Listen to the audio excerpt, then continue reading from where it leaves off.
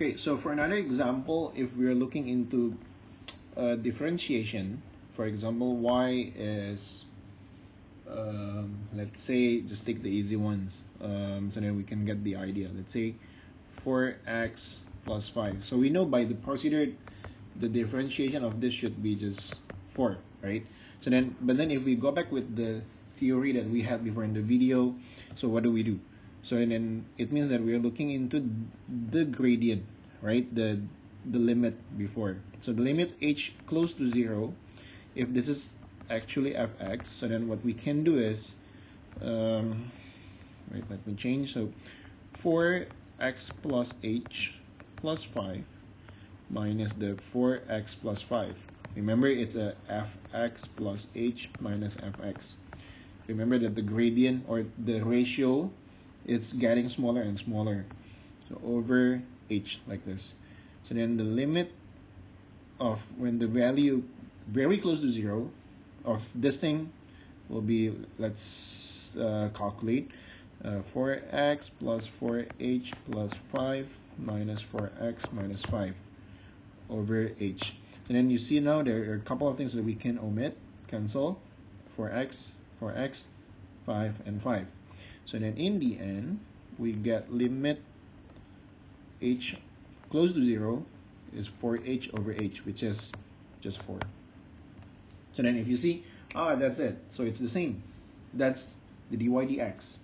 So whenever you see like, so then why don't we do this? Definitely it's troublesome.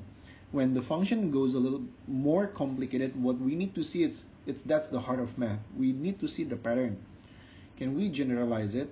If it's way too complicated for big numbers or big order of variables, it's impossible that we do this for all functions. That's why, like for example, ex, like what we learned, or sine x, what we have, for example, y equals sine x.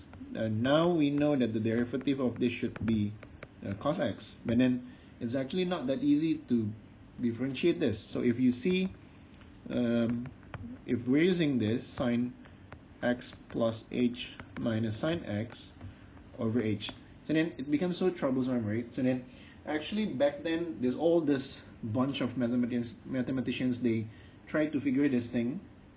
They use all the properties that they have, so then they simplify, so then it becomes a set of rules. But at least we need to understand that actually those rules come from something. It's not just like a bunch of rules that we have to memorize, but actually there is a reason behind. So then if you want to know this, why is it like this? So for example, what we can do is we have to use the compound angle formula, what we learned in last term. So it goes like sine x cos h, remember, cos x sine h, then minus the sine x over h. But then still, like, we don't know what is this, right?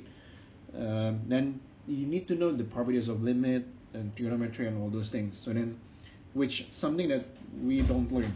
So then that's how it works.